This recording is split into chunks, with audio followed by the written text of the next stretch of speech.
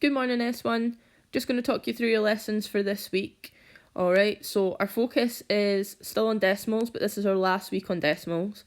And your learning intention is to be able to use your understanding of decimal values and reading decimal scales to correctly round decimals. So our two main focuses are reading decimal scales and then being able to use this information and our understanding of place value to be able to round them to different levels, okay? So if I take you into your success criteria, the idea is, again, I've gone through the 3-staged levels. So most of us will be able to correctly round decimals to the nearest whole number. Some of us will be able to correctly round decimals up to 2 decimal places, and some of us will be able to correctly round decimals to any number of places. You have to pick one colour to do. So you either do the red task, okay, there we go, 2 tasks of reading scales and then rounding numbers, okay, or it's also set up for orange tasks. It's the exact same, but it's just a little bit more difficult, a little bit more detail needing, okay. And then we have the green tasks, which are also set up in a similar way, just up in that level a little bit more. Okay, so what you need to do is you need to do the work in. You can write on it, that's absolutely fine. If you need to do a little bit of work in, or you need a little bit more space to write it on, not so much for the reading scales, but more for the rounding, you want to come over and do your work at the right hand side. Please make sure at the beginning of any task that you read the information that is there. Okay, it is there to help you for a reason. Make sure you read this bit and then you attempt to answer the questions. Right, if the decimals is still just that little bit too hard for you, that's okay, because there is consolidation tasks over on the right hand side, and hopefully they load. Okay, so there is some consolidation work on this right hand side here. There we are.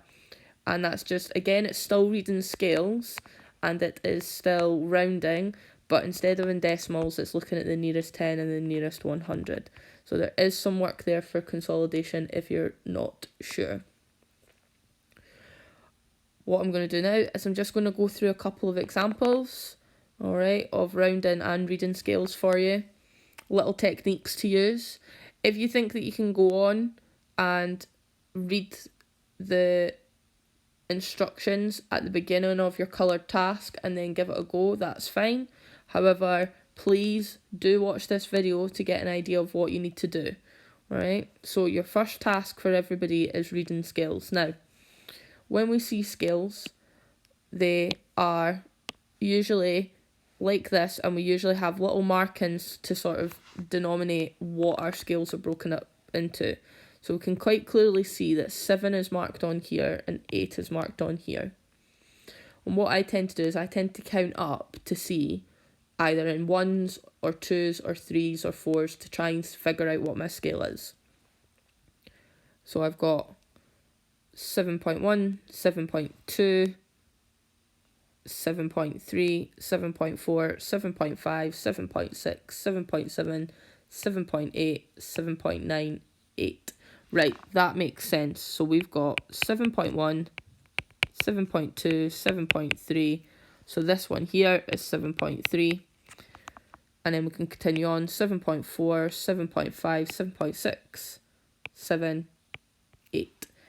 And here we have 7.8. Okay. Now, it's not always going to be split up into 10, so it's not always going to go up like that. If we look at this next example, okay, clearly 5.1, 5.2, 5.3, 5.4, 5.5, that doesn't make sense because we're now up to 6. Okay, so my next instinct would be count up in 2s. 5.2, 5.4, 5.6, 5.8, 6. Yep, that makes sense. So this scale here is going up in 2s, which would mean that there should be 5 boxes. Ah, there is. Because usually there's a denomination of 10.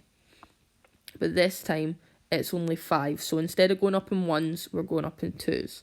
So that means this one here is 5.6. So 6.2, 6.4, 6.6, 6.8, 7. This one here, 7.2. Okay. You can do it that if you count how many they are and sort of split up 1 by that amount. So we know that there's 10 0.1s and then there's 10 dashes here in a hole. So that would suggest it's going up in 0.1.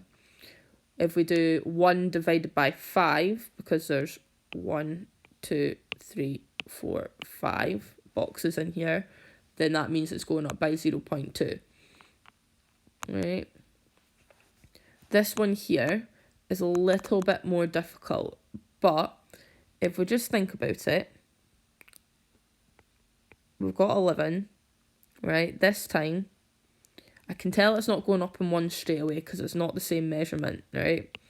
And there's only 1, 2, 3, 4. So there's 4, split into 4. Now, if I try and split 1 into 4, it doesn't split quite as nicely. But what we can do is, if I look at this red one, then I can tell that that red one is exactly halfway, which means this must be 11.5. And then these ones here are halfway in between again. So it's almost a quarter and 3/4. Well, we know that that's 0.25 and 0.75. So looking at this blue one here, then that must be 12.25.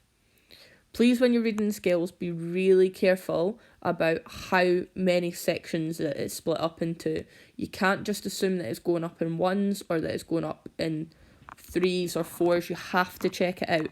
Okay, you can do that by counting, or you can do it by sort of, that's guess and check really, or you can do it by doing a small calculation and trying to figure out what 1 would be divided by. I find it easier just to count it up and double check my answers. So, on to rounding. Now, rounding's interesting because 7.2, if I think about 7.2 and I go back to my scale here, we've got 7.2 here.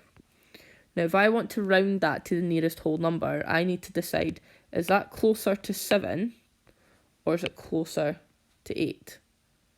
Well, quite clearly from this scale, I can see that 7.2 is closer to 7, right? So 7.2 is closer to 7. That's because it's between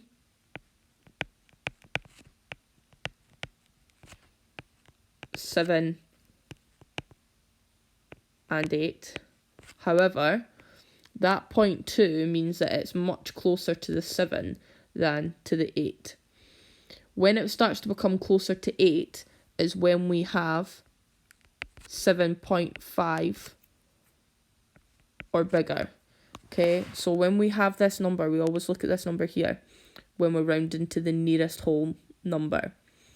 If it is a 5 or bigger, so that means if it's 5, 6, 7, 8, or 9, then it's going to be closer to the higher number. However, if it's 0, 1, 2, 3, or 4, then it's closer to the lower number.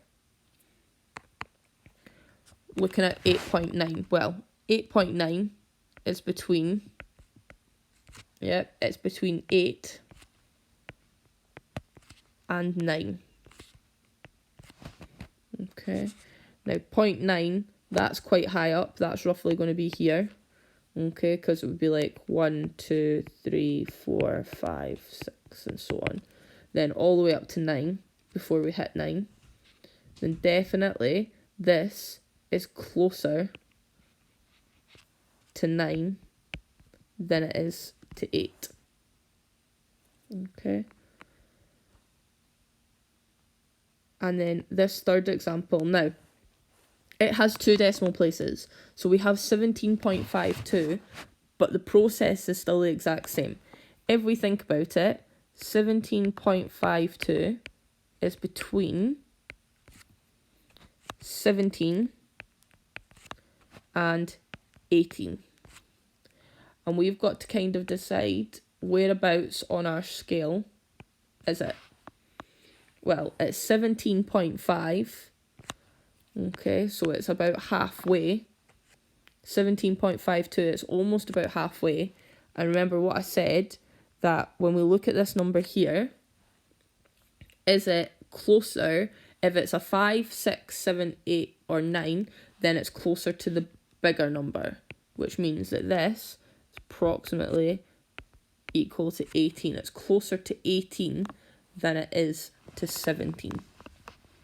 Alright, so no matter how many decimal places you have, if we're rounding to the nearest whole number, we'll look at this first decimal place. So if it was 17.5289, we would still be looking at that 5 and saying, well, it's closer to 18 than it is to 17. Okay, so these string of decimals doesn't really matter. I could add more on. What we are interested in this number here when we are rounding to the nearest whole number. Changes slightly when we decide to try and round to one decimal place. When we try to round to one decimal place, that means we want it to be something point something and have one number after the decimal place. In this instance, we need to look at the 2, okay?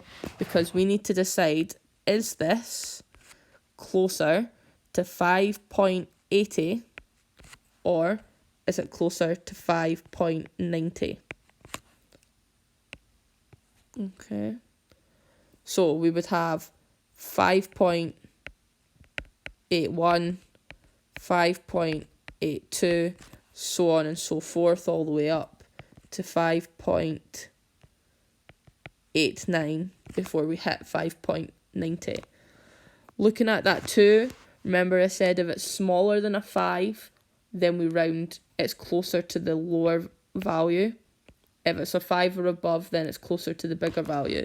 In this instance, it's 5.82, which means it's closer to 5.8. Now, I don't put that 0 on because I only want one decimal place. The 0 doesn't matter. 5.80 is the exact same as 5.8.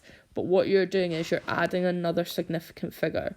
We want to round to one decimal place, so we just have one decimal place in our answer. When it becomes useful to put the 0 in here, okay, is just to help us when we're deciding what the scale is and whether or not it's closer. We could actually just ignore both those zeros, have it as 5.8, have it as 5.9, and then we've got our 5.81, 5.82 all the way up. You just need to be aware that they mean the same thing. However, we asked for one decimal place, so that means